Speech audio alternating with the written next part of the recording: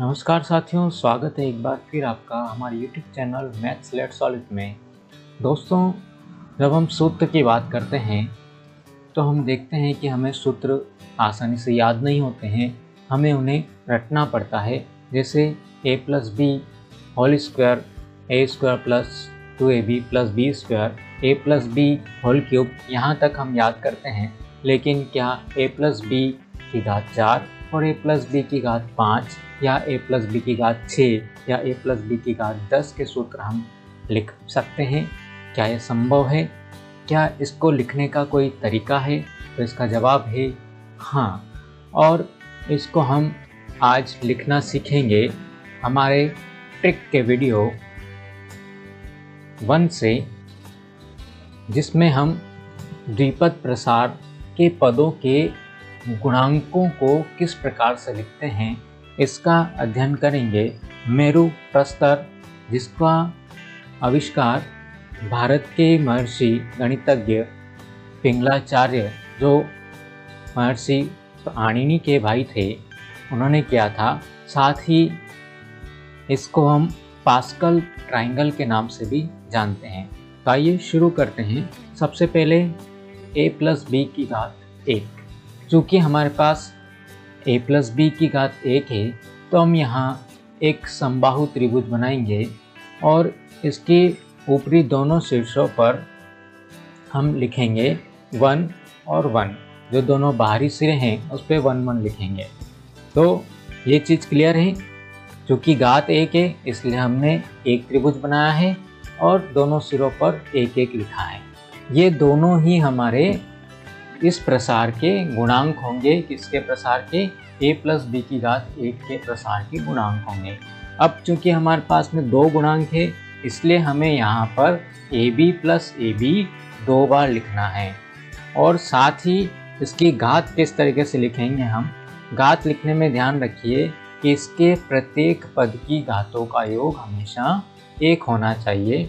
जो इस प्रकार होगा कि अगर हम a की घात 1 लिखेंगे तो b की घात 0 हो जाएगी, और अगर a की घात 0 लिखेंगे तो b की घात 1 हो जाएगी। देखिए, दोनों पदों में घातों का योग जो है 1 हो गया। और उसके बाद हम ये गुणांक जो है इन पदों के आगे लिख देते हैं। तो इस प्रकार हमारा ये सूत्र बन जाएगा a + b की घात 1। इसको सामान्य है कि a + b ही आने वाला है। क्योंकि किसी भी पद की घात 0 होती है तो उसका मान हमेशा 1 होता है, इसलिए यहाँ पर a की घात 0 और b की घात 0 दोनों का मान 1 होगा। तो हमें इसको सरल करने पर मिलेगा a + b। चलिए, a + b की घात 2। चूँकि यहाँ पर हम देख रहे हैं कि इसकी घात जो है वो 2 है, इसलिए हमें कितने त्रिभुज बनाने पड़ेंगे? 2 त्रिभुज बनाने पड़ेंगे।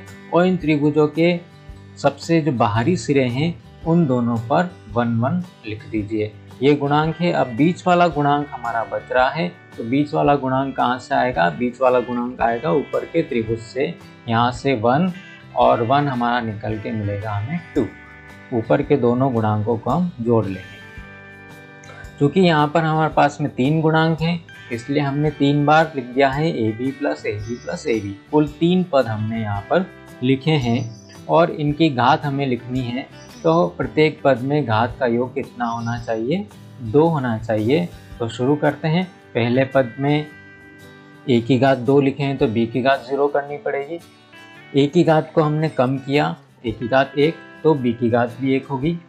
और a की घात को और कम करेंगे 1 से, a की घात 0, तो b की घात हमें 2 लिखना पड़ेगी। सभी पदों में घातों का योग हमें यहाँ पर 2 चाहिए।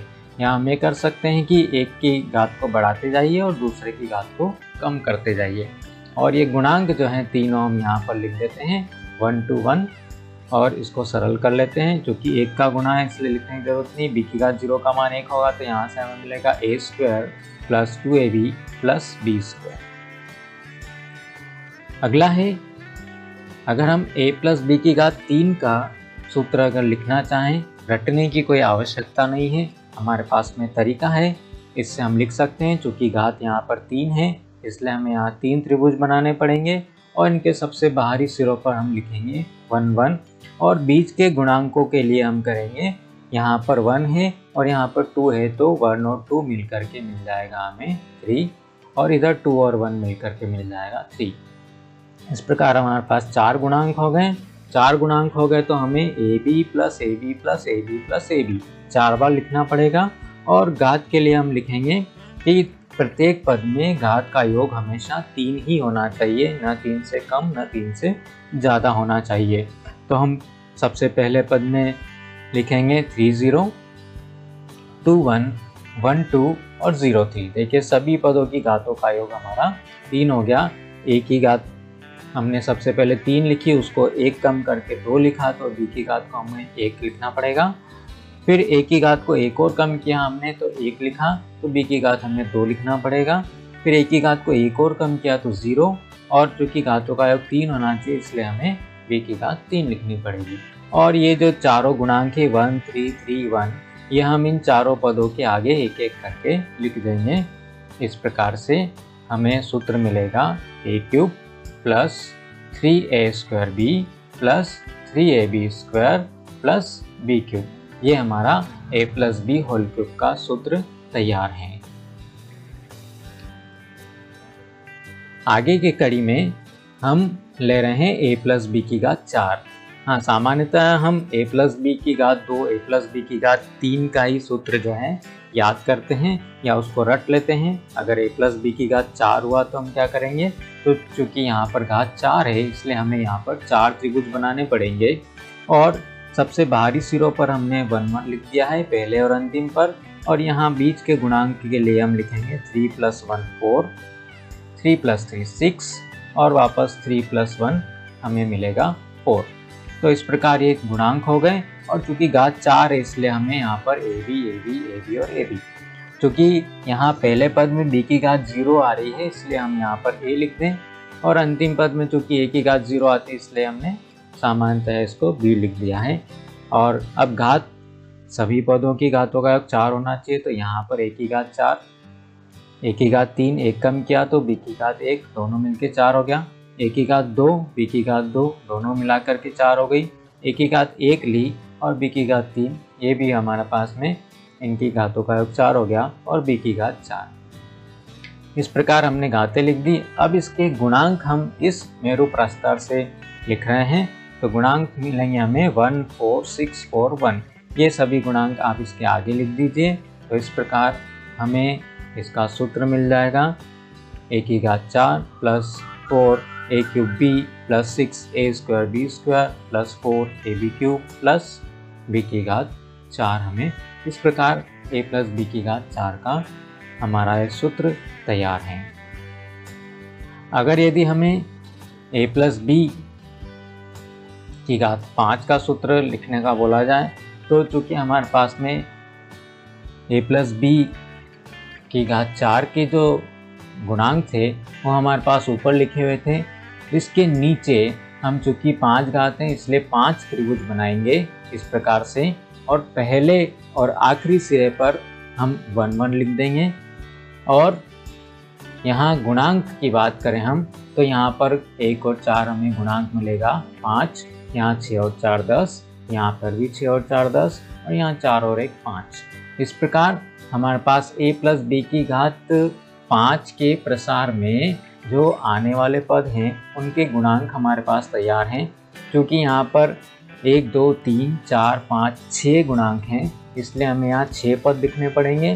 वो इस प्रकार होंगे a5 plus a4b plus a³ b² plus a² b³ plus ab4 plus b5। देखिए प्रत्येक पद में घातों का योग 5 होना चाहिए, तो यहाँ पर प्रत्येक पद में घातों का योग 5 है, और ये गुणांक हम इसके आगे लिख देंगे। तो इस प्रकार हमें सूत्र मिलेगा a प्लस b की घात 5 का a5 plus 5 a4b plus 10 a³ b² plus 10 a² b³ plus 5 ab4 plus b5। इसी प्रकार आप a प्लस b की घात 6 7 8 9 10 जितनी घात आप a प्लस b की घात 100 का सूत्र भी बनाना चाहें तो आप इस ट्रिक से बना सकते हैं।